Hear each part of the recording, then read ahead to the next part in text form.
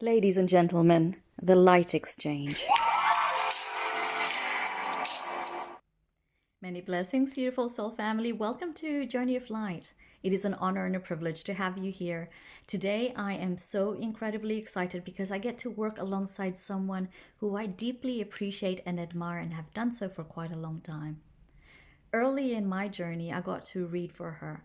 And in that session, I got to feel how high vibrating a person's soul frequency can be when it is truly aligned with the heart. From this place, I got to witness ancestors, guides, loved ones, as well as animal spirits honor the light and the work of this beautiful soul.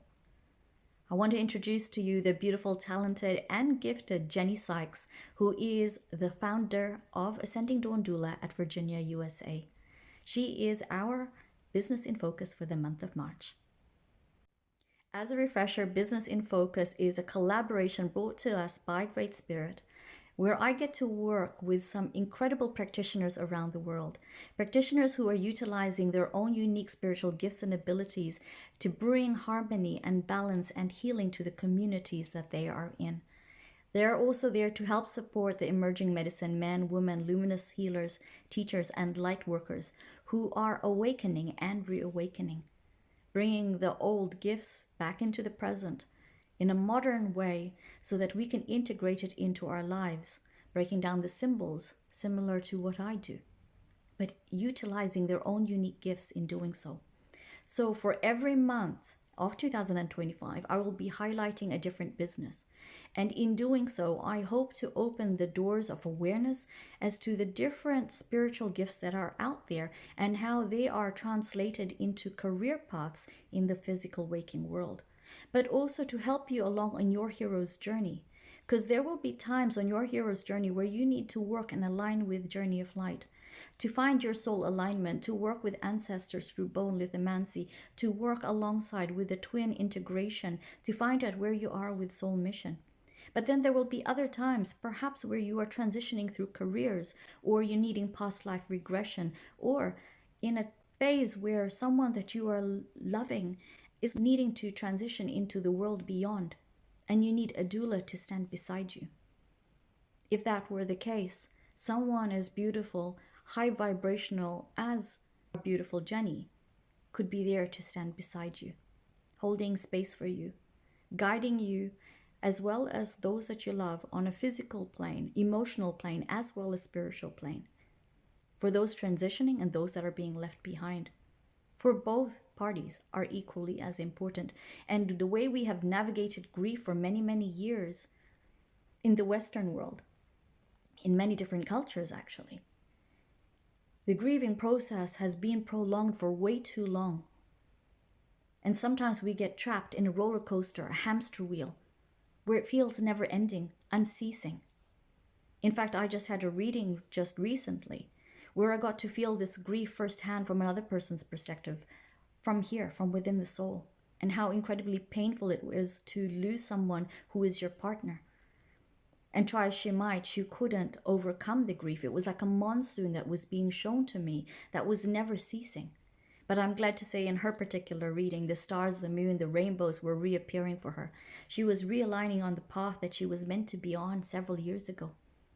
She does not plant the seeds of tomorrow by herself, for alongside her, though he has passed off this physical world, was her partner, giving her the courage, the strength, in order to keep walking into the future, to take those courageous moments where we feel the weakest within, because at the other side of it was the peace, the wellness, and the joy that she was longing for,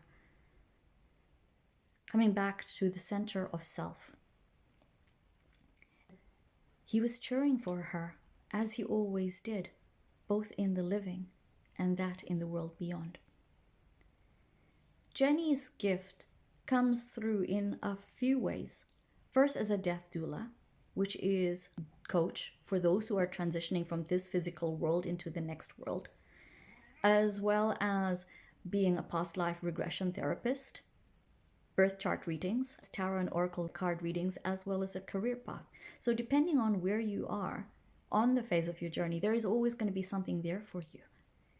But if one of those resonates with you And as you listen to Jennie and the sound of her voice, because the voice is part of the medicine, and as you look into her eyes, into her soul, and resonates with you, perhaps you need to reach out to her to find out and have curiosity as to where that journey will lead you to.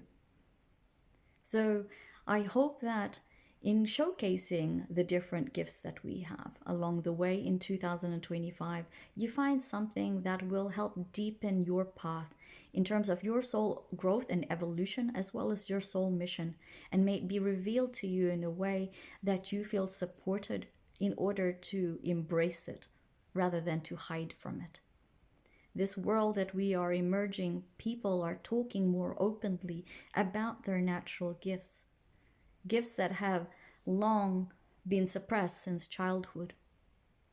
Gifts like mine that are re-emerging from previous lives into this physical world and also flow through me from my bloodline.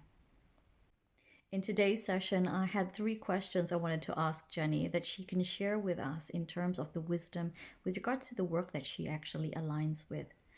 The first question that I have for you, my dearest Jennie, and thank you for being here, is in terms of the wisdom that has been brought forward by Great Spirit of late. What is the one pattern that you are seeing consistently in terms of humanity's growth and evolution? Something that we must evolve into, perhaps. Over to you. That's a really good question, but I think I'm going to change it just a little bit. And instead of saying we must evolve, I'm actually going to say we are evolving. It's right in front of our faces every single day. And I'm noticing more and more people are comfortable actually communicating about all kinds of things that they definitely were not 10, 15, 20, 50 years ago. I mean, everything from astrology to numerology to intuitive readings to connecting with our loved ones that have transitioned to actually talking about the transition timeframe, the end of life transition timeframe. We're becoming more in tune with life that is bigger than a paycheck. Does that make sense? It's more than just a paycheck. It's community. It's community, and it's awareness and knowledge, and being able to speak comfortably about those things in a day-to-day environment is just, it's mind altering. So it's not a matter of us evolving, that we must evolve. I think it's more the fact that we are evolving, kind of whether we like it or not. Knowledge is key in this whole scenario, and why not learn together as a community? Oh, absolutely. I wholeheartedly agree with you on that one, Jennie. It's not about whether we must evolve, we are evolving.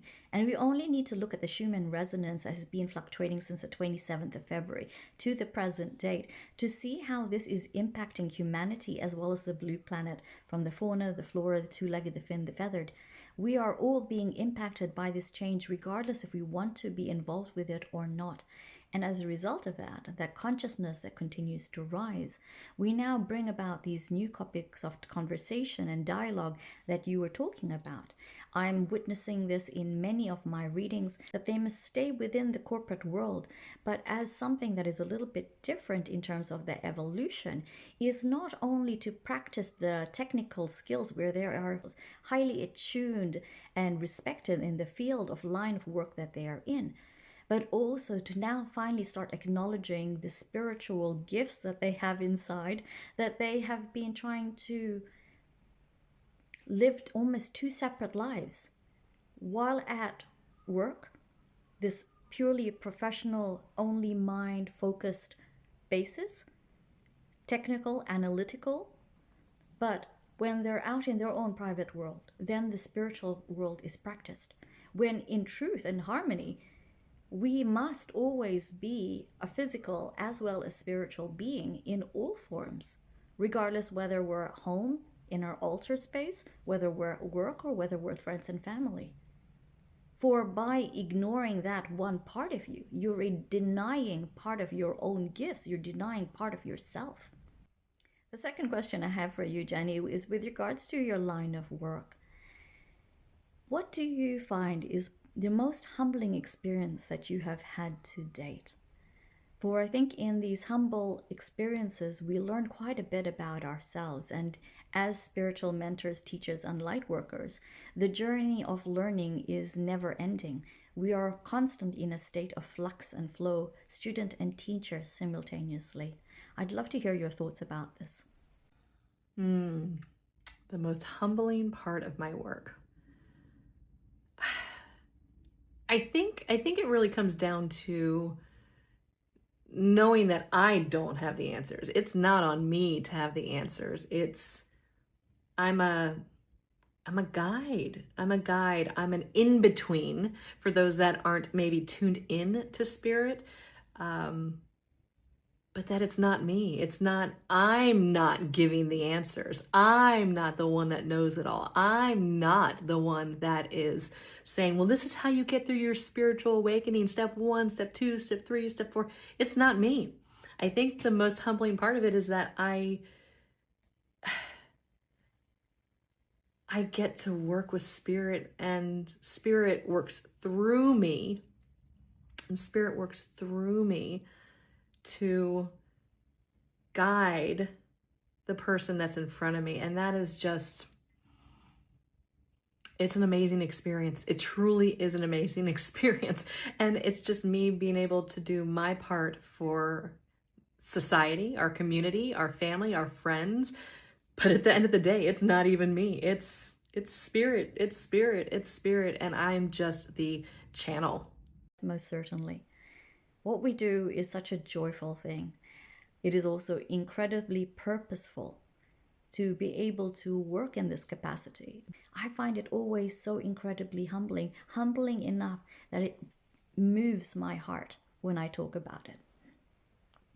I'm so incredibly grateful for what I do. And I'm sure, Jennie, you feel exactly the same. And yes, in that capacity, I wholeheartedly agree. It is not probably the answer many other people would have thought in terms of that question, but it is one that I would have answered as you did too. The third question I had for you today, dearest Jennie, was with regards to your path as an Ascending Dawn Doula founder, where you work in past life regression, doula, careers, etc. What is the most challenging situation that you have had to face with the clientele to date? What was the challenge and how did you navigate it in terms of the guidance that was brought forward for you? And what was the final outcome? It'd be lovely to hear how it comes through for you.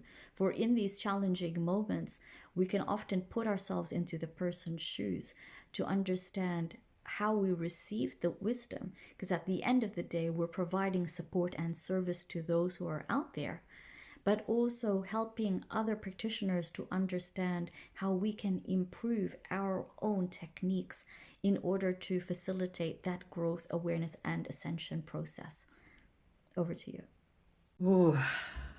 So as you know, I work with basically everybody at all ages, at all levels of their life, from spiritual awakenings to, relationships, to career coaching, to the end of life and the grieving before the transition and the grieving after the transition. So within my practice, it really is about guiding, working with spirit and guiding through the transformations and the transitions from this earth plane.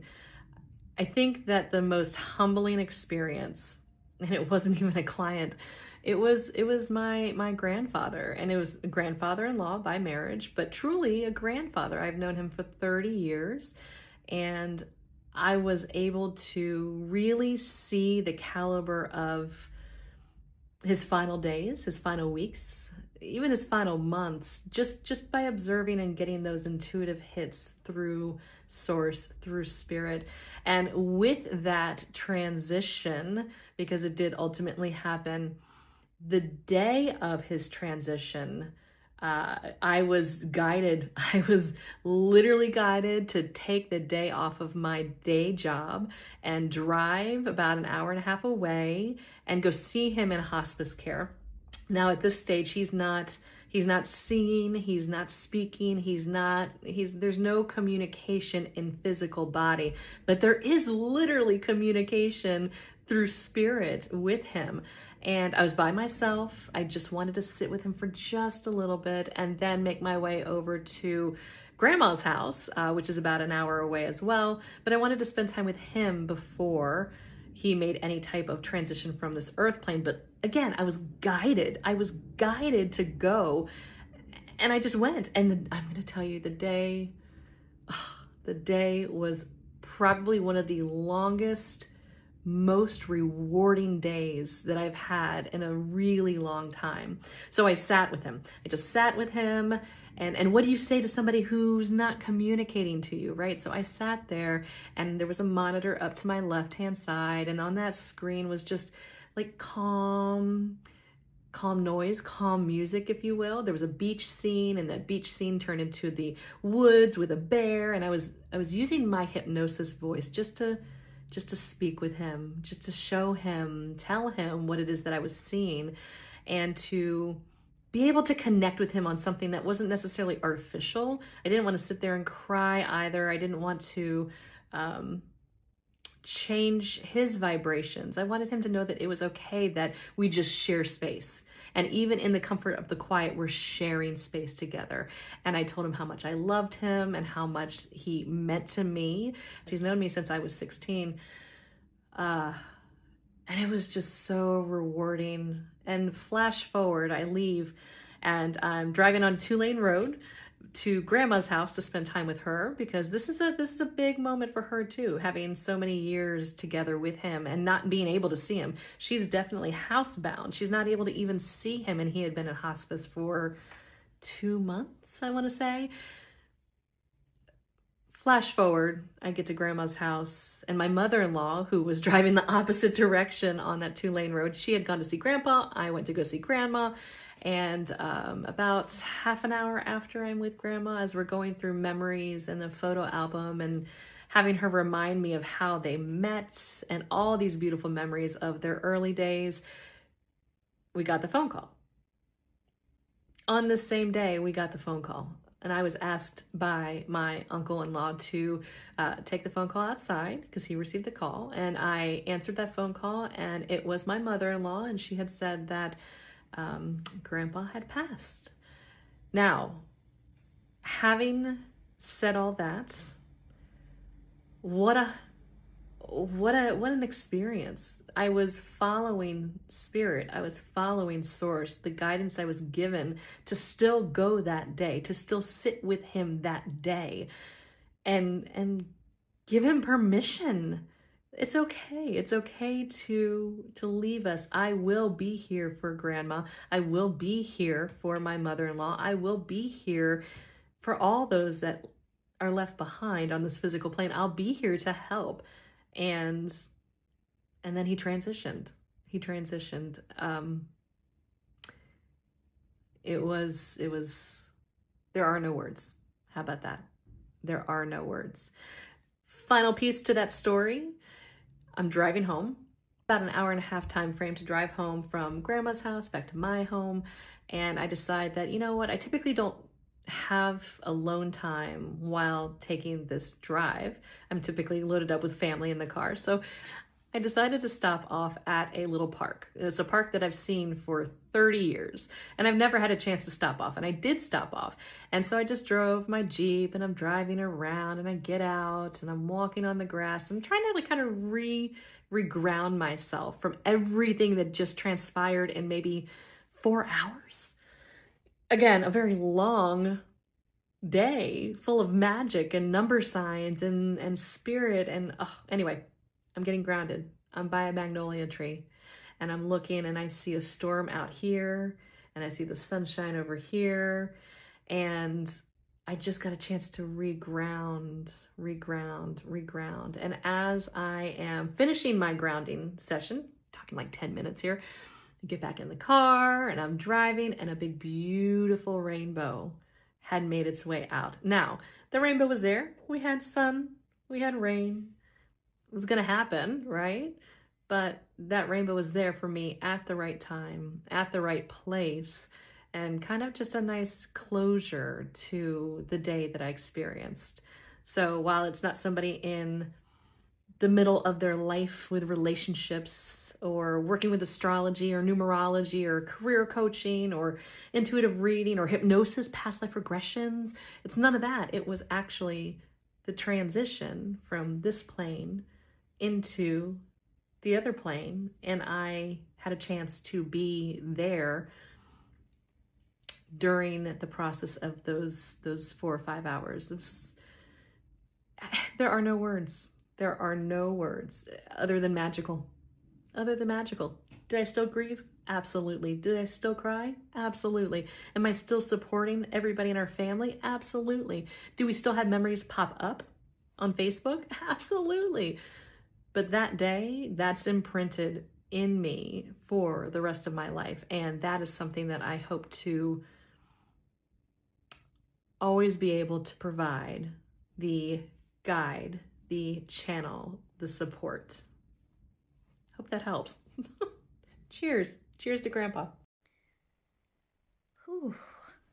That was a great story. And a personal one.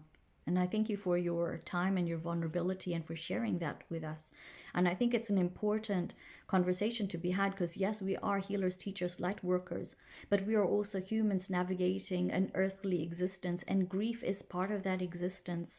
And in these times and trials where we are seeing someone that we love and care for, just as you did with your granddad, and I thank you for standing beside him, something that you would have done, but it is still something that I'm grateful for.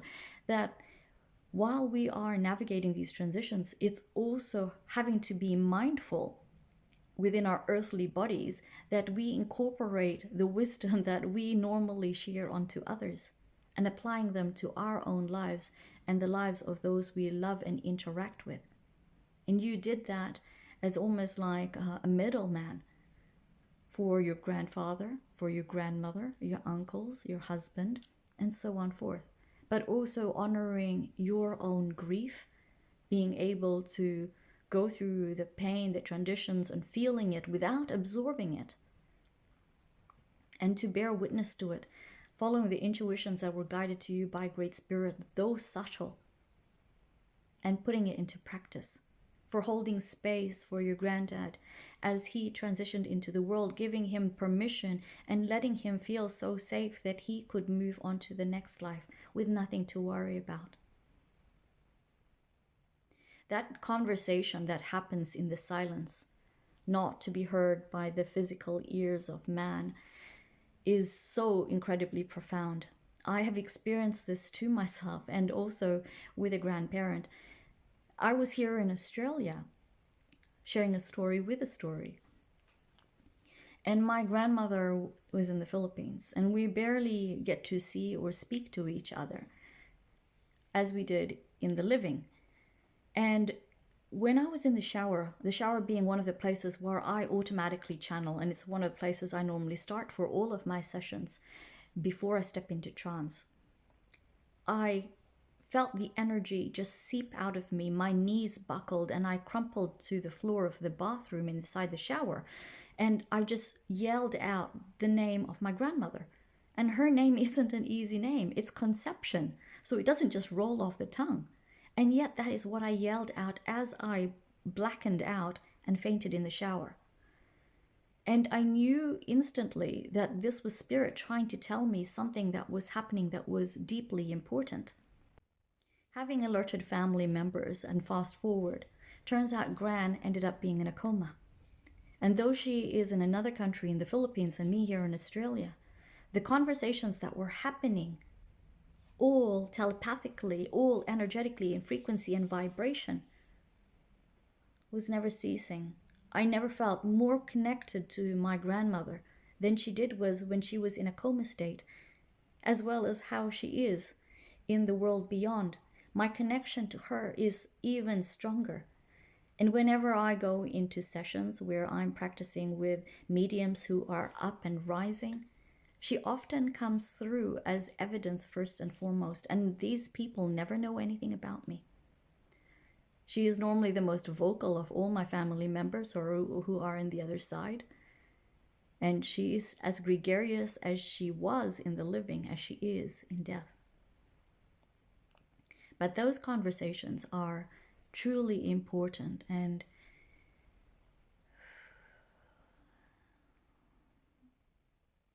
it can only be experienced. So from Jennie and I, and to all of you who are listening, trust the intuitive call within you. Its message is so subtle, but in the silence it can be incredibly deafening. But you need to be mindfully alert to be able to understand it and to bear witness to it. And both Jennie and I can help you along that path, depending on where you are. So from me to everybody, let's just all a warm thank you to Jennie for being here with us for Business in Focus in March, for sharing her wisdom as well as the gifts that she has for both those who are living in all their different transitions in this physical waking world, as those who are transitioning from the physical waking world into the world beyond. Graciously, humbly, thank you, my dearest Jennie. Keep well, everyone. Take care until next month's Business in Focus.